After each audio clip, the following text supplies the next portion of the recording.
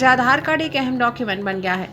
आपको किसी काम से बैंक जाना हो, किसी होटल में चेक इन करना हो या ट्रेन से सफर करने के दौरान टीटी को आइडेंटिटी प्रूफ दिखाना हो, हर जगह ये काम आता है। इसका इस्तेमाल आपकी पहचान वेरीफाई करने के लिए किया जाता है।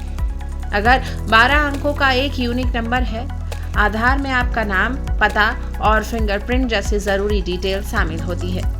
इसकी अहमियत का अंदाजा इस बात से लगा सकते हैं कि आधार कार्ड के बिना आप सरकारी योजनाओं का फायदा नहीं ले सकते हैं। जाहिर है, अगर ये डॉक्यूमेंट इतना अहम है तो जालसाजों के हाथों में पड़ने पर इसका गलत इस्तेमाल भी किया जा सकता है। इसलिए ऐसी स्थिति से बचने के लिए आधार को सुरक्षित रखना बहुत जरूरी है। क्या आपने कभी सोचा है कि किसी व्यक्ति की मौत होने के बाद उसके आधार कार्ड का क्या होता है?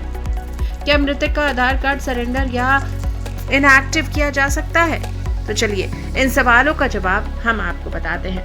आधार card unique identification authority of India द्वारा जारी किया जाता है। आप किसी माइनर और नवजात के लिए भी आधार कार्ड बनवा सकते हैं, लेकिन किसी व्यक्ति की मृत्यु के बाद आधार कार्ड को सरेंडर या बंद कैसे करें, इसको लेकर अभी तक कोई नियम नहीं बनाए गए हैं। यानी परिवार में किसी की मौत के बाद आप उसके आधार कार्ड को सरेंडर या फिर कैंसिल नहीं करवा सकते हैं। हालांकि आधार कार्ड को सिक्योर रखने के लिए UIDAI ने आधार लॉक की सुविधा दी है, ताकि आपका आधार सुरक्षित रहे और कोई उसका गलत इस्तेमाल ना कर सके। जैसे कि लॉक शब्द से ही जाहिर होता है, आधार कार्ड को लॉक करने के बाद इसका इस्तेमाल नहीं किया जा सकता है। लॉक किए गए आधार कार्ड का इस्तेमाल करने के लिए पहले उसे अनलॉक करना होगा। अगर आपके परिवार में किसी की मृत्यु हो जाती है तो आप उसके आधार कार्ड का गलत इस्तेमाल होने से बचाने के लिए उसे लॉक कर सकते हैं।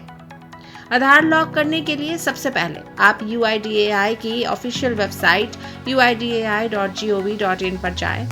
उसके बाद माय आधार के ऑप्शन पर क्लिक करें। इसके बाद माय आधार में आधार सर्विस पर जाएं, वहां लॉक अनलॉक बायोमेट्रिक के ऑप्शंस को सेलेक्ट करें। इसके बाद स्क्रीन पर एक नया पेज खुलेगा। इस नए पेज पर लॉगिन करने के बाद आपको जिस आधार को लॉक करना है उसका 12 अंकों का आधार नंबर और कैप्चा कोड डालने के बाद सेंड OTP पर क्लिक करना होगा। अब उस आधार से लिंक्ड मोबाइल नंबर पर आए OTP को भरें, जिसके बाद बायोमेट्रिक डाटा को लॉक अनलॉक में से लॉक ऑप्शन को सेलेक्ट करें। लॉक ऑप्शन को सेलेक्ट करने के बाद आधार कार्ड लॉक हो जाएगा।